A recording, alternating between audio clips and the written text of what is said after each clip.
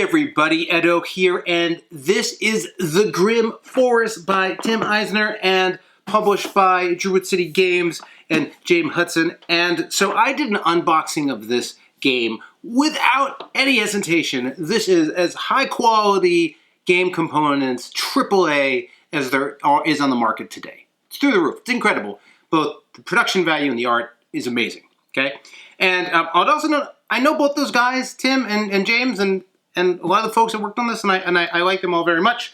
So just keep that in mind as well. This game, though, was it's an interesting enigma. So, as I mentioned, absolutely gorgeous. You have all the different player boards, which are incredible. The different sort of market areas that you go to or regions, and then all of the incredible components.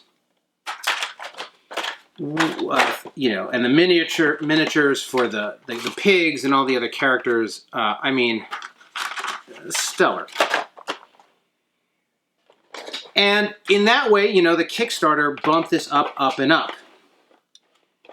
Ultimately, and so I guess there's two different pieces into this. This is one of those things you see with Kickstarters between component upgrades and content upgrades, of which this has it in spades, both sets. And different people feel different ways when they do Kickstarters. So the basic game is very simple.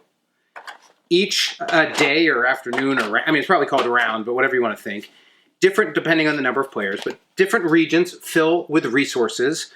Brick, straw, wood, various.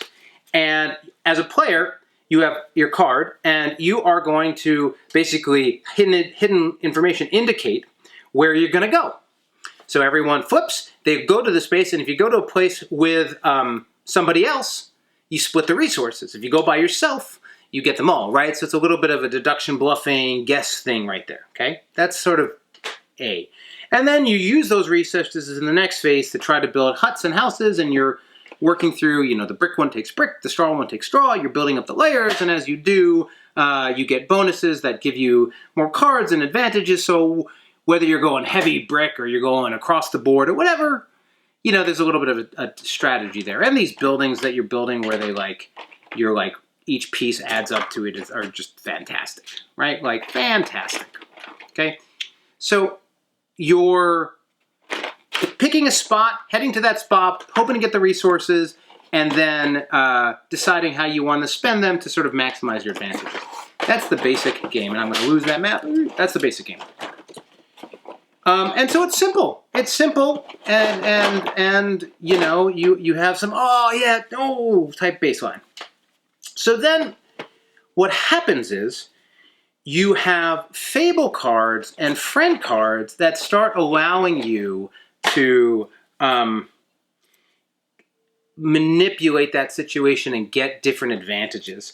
So you're able to have special actions, bonus actions, thwarting actions, all these things that change whether or not you're going for a place, how you're dealing with it, what your strategies are.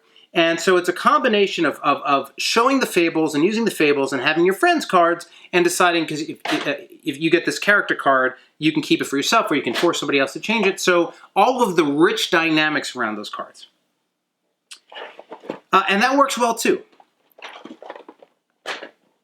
In practice, though, what ends up happening is there are so many cards and so many dynamics that, and they're gorgeous. They're all different, you know, fantasy characters, like in Disney characters. They're like incredible.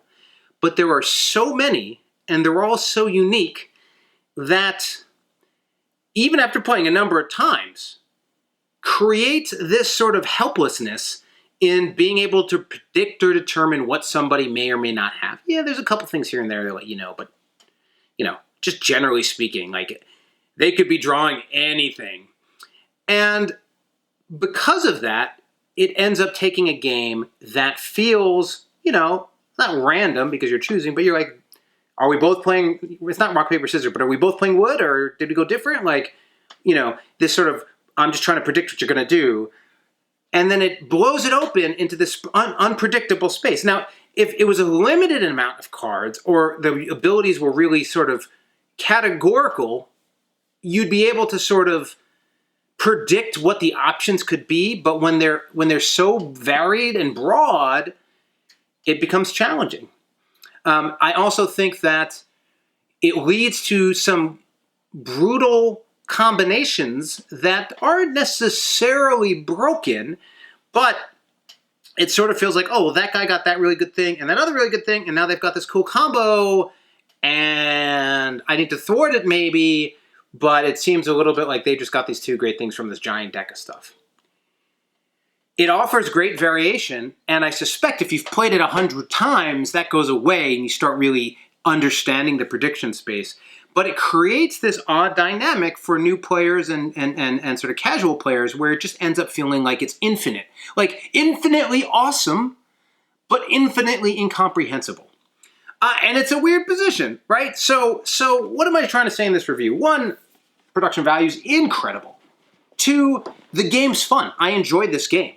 And I enjoy that sort of, who knows what you're gonna draw, like crazy. What I consider dynamic tactics. You just need to play each hand around draw like, it's not about having some strategy. It's about playing what you see and what you see other people doing and that kind of thing. I like that play.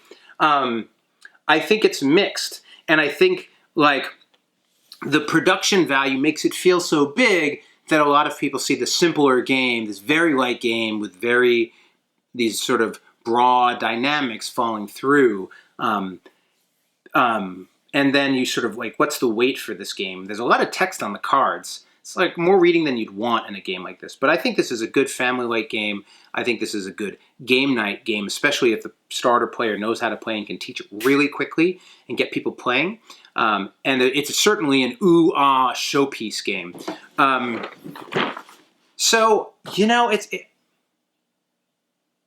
like the reaction I'm having is just contemplating like,